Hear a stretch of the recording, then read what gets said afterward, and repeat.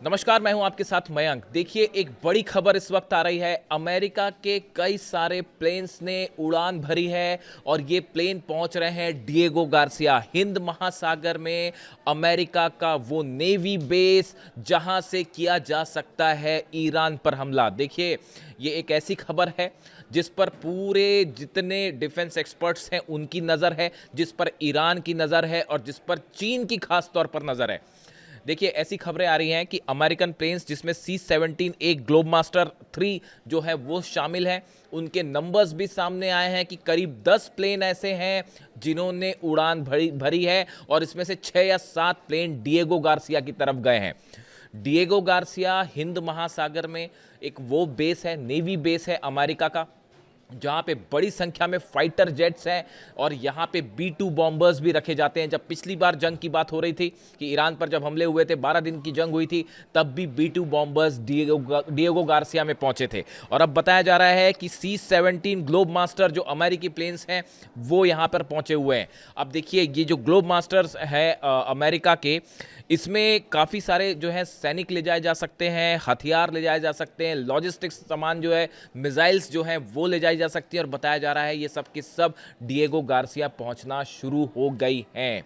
अब सबसे बड़ा सवाल जो ये माना जा रहा है कि ईरान पर हमला अगर B-2 बॉम्बर्स से होता है पिछली बार की तरह, तो क्या डिएगो गार्सिया से फ्लाई करेंगे B-2 बॉम्बर्स? देखिए, ये बड़ी खबर है। ये समझना पड़ेगा कि ईरान पर अगर हमला होता है तो किस जगह से हो सकता है।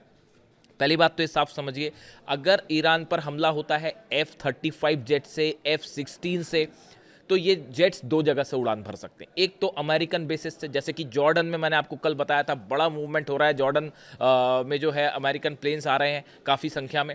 वहाँ से हो सकता है, कुवैत से हो सकता है, सीरिया से हो सकता है, इराक तो खाली कर दिया, अल उदैद से भी नहीं होगा, सऊदी से भी मुश्किल है क्योंकि उनको डर है कि ईरान फिर मिसाइलें बरसा देगा।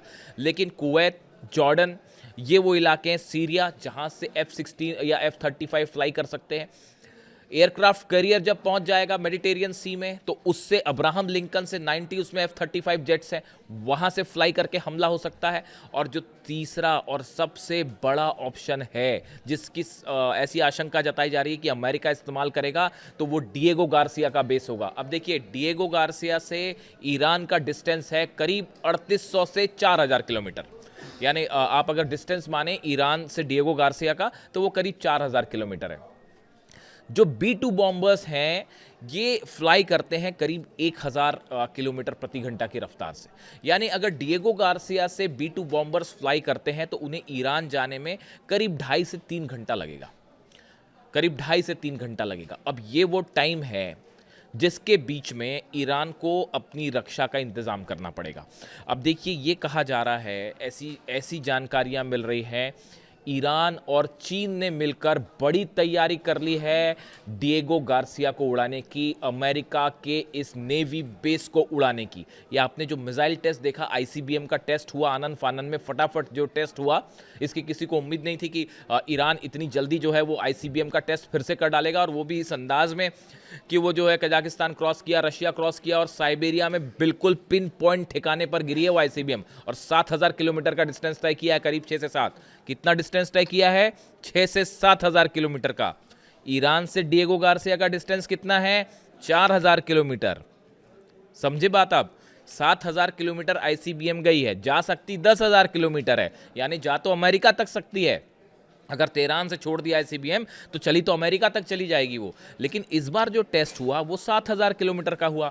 डिएगो गार्सिया और ईरान की दूरी कितनी है? 4000 किलोमीटर है। अब ये सबकी नज़रें इस बात पर टिकी हुई है कि क्या B-2 बॉम्बर्स पहुंचते हैं डिएगो गार्सिया। देखिए, अगर B-2 बॉम्बर्स डिएगो गार्सिया पहुंचे तो आप मान लीजिए ये बात कंफर्म हो जाएगी कि अमेरिका ईरान पर हमला करेगा। ये इस बात को जितने बड़े एक्सपर्ट्स हैं, मैं जिनके टच में हूं, जो सुरक्षा विशेषज्ञ हैं, जो एयर स्पेस के जानकार हैं, एयरफोर्स के जानकार हैं, जो वॉर एक्सपर्ट्स हैं जिनसे मैं संपर्क में हूं, सबका ये कहना है, अधिकांश लोगों का ये कहना है कि अगर अमेरिका ने अपने B2 bombers Diego Garcia base पर भेजे, आप ये मान लीजिएगा कि उसके फौरन बाद अटैक हो जाएगा। देखिए अभी तक नहीं आए हैं, अभी तक नहीं पहुंचे हैं, अभी सिर्फ सामान पहुंच रहा है, मिसाइल्स पहुंच रही हैं, बम्स पहुंच रहे हैं डिएगो गार्सिया में, जो शायद ईरान पर हमले के लिए इस्तेमाल हों।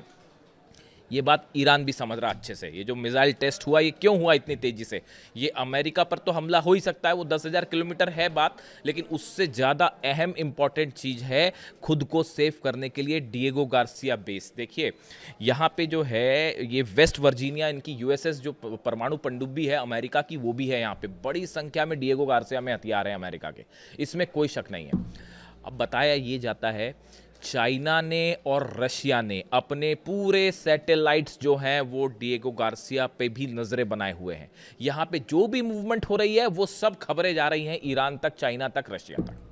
जरा भी मूवमेंट हो, देखिए डिएगो गार्सिया से असल में चाइना को भी बड़ी चुनौती मिलती है कि वहाँ पे अगर कोई मूवमेंट करता है चाइना, अगर ताइवान पर अटैक करता है, और ऐसी स्थिति में अगर चाइना वर्सेस अमेरिका हो गया तो भी डिएगो गार्सिया का इस्तेमाल करेगा अमेरिका, इसमें कोई शक नहीं है। तो चीन भी जो है उस पर नजरें गड़ाए हुए है डिएगो गार्सिया पे। अब कहा यह जा रहा है, जो आपने थंब मेरा देखा होगा वीडियो का, कि क्या ईरान उड़ा देगा डिएगो गार्सिया, अमेरिका का नेवी बेस। बताया यह जा रहा है जो मिसाइल टेस्ट हुआ ICBM, जिसकी रेंज 7,000 किलोमीटर तक जाके गिरी है, 10,000 गिरी 7,000 टारगेट पे, क्या ये बात है? ऐसा कहा जा रहा है कुछ एक्सपर्ट्स की तरफ से। ये जो बार बार ईरान कह रहा है हम प्रीएम्प्टिव स्ट्राइक कर देंगे, प्रीएम्प्टिव मतलब हमें ये कंफर्म हो गया कि हम पे हमला होने वाला है, ईरान मिसाइल दाग देगा, इस बार इंतजार नहीं करेगा। क्या ईरान अपनी इस ICBM को अमेरिका के नेवी बेस को उड़ाने में इस्तेमाल करेगा? देखिए कहा यह जाता है B2 बॉम्बर्स की अगर बात करें, B2 बॉम्बर्स एक ऐसा प्लेन है, ऐसा जेट है कि जो एक बार टेक ऑफ कर गया तो आसमान में उसको गिराना बड़ा मुश्किल है। देखिए उड़ता धीरे है, 1000 किलोमीटर की रफ्तार है उसकी प्रति घंटे की, ज़्यादा तेज रफ्तार नहीं है, लेकिन उसको राडार में पकड़ना इम्पॉसिबल है, बहुत मुश्किल है। मतलब हालांकि कुछ ऐसे दावे होते हैं कि चाइना और रशिया के कुछ सैटेलाइट उसको पकड़ लेते हैं, ऐसा कहा जाता है, लेकिन फिर भी बहुत मुश्किल है। यानी अगर एक बार B2 ने बॉम्ब्स लोड करके उसने टेक ऑफ कर लिया तो रास्ते में उसको रोकना या मिसाइल से गिराना, भाई मिसाइल से आप तब गिराओगे ना जब राडार पर लोकेट करोगे, वही बहुत मुश्किल हो जाएगा। यानी B2 बॉम्बर्स ने एक बार उड़ान भरी, यानी वो फिर अपने टारगेट तक जाएगा ज़रूर, उसको रोकना बड़ा मुश्किल है। इसलिए ऑप्शन क्या है, इसके पहले कि B2 बॉम्बर्स उड़ान भरे, आप स्ट्राइक कर दीजिए डिएगो गार्सिया पे, और उड़ने के पहले ही उस एयरबेस को तबाह कर दीजिए। ये बड़े सारे एक्सपर्ट्स बता रहे हैं कि अगर ये स्थिति बनती है, देखिए USS अब्राहम लिंकन पहुंचने वाला है, 24 घंटे की और बात है, 23 तारीख की दोपहर तक आप मान के चलिए पहुंच जाएगा B2 बॉम्बर। जो अब्राहम लिंकन जो एयरक्राफ्ट कैरियर, वो ईरान के करीब पहुंचना शुरू हो जाएगा। रूजवेल्ट ऑलरेडी आ रहा है। इस हालत में B2 बॉम्बर्स, अमेरिका भी ये दिखाना नहीं चाहता कि हमने B2 बॉम्बर्स पहुंचा दिए हैं डिएगो गार्सिया, क्योंकि ईरान पे हमले के लिए एक बार फिर सरप्राइज एलिमेंट होगा, जैसे वेनेजुएला ने के खिलाफ हमले पर किया। इसलिए हमला कब होगा ये डेट सामने नहीं। अमेरिका की कोशिश है कि ये पता ना चल पाए, लेकिन चाइना और रशिया लगे हुए हैं सैटेलाइट्स इमेजेस देने में ईरान को। अब ये बताया जाता है कि ये ईरान की रणनीति, चाइना की रणनीति का बड़ा हिस्सा हो सकता है कि जैसे ही ये बात कंफर्म हो जाए कि भाई वहाँ मूवमेंट है, B2 बॉम्बर्स आ गए हैं और किसी तरह का हमला हो सकता है, उसके पहले ही टेक ऑफ करें B2 बॉम्बर्स। उसके पहले ही क्या ईरान अपनी नए ICBM से डिएगो गार्सिया को, अमेरिका की इस नेवी बेस को उड़ा देगा। ये सिर्फ एकमात्र तरीका होगा B2 बॉम्बर्स का रोकने का, और ये बहुत बड़ा सेटबैक होगा अमेरिका के लिए। देखिए जो मिसाइल गिरी, अभी बताया जा रहा है जो टेस्ट हुआ ICBM का, उसने बड़ा एक्यूरेट डेड पॉइंट जो डिसाइडेड था उसको डिस्ट्रॉय किया, यानी बिल्कुल सटीकता के साथ गिरी है। ईरान की मिसाइल्स की खास बात यह है, आप देख लीजिए फतेह 2 हो, खुर्रमशहर हो, सेजिल हो, ये सब जितनी मिसाइल्स थी जो 12 दिन की जंग में इस्तेमाल हुई, ये सब के सब बड़े टारगेटेड निशाने पे गिरी हैं। और MRV टेक्नोलॉजी भी थी इसमें कि एक वॉरहेड के साथ कई वॉरहेड्स निकल के कई मल्टीपल निशाने हो सकते।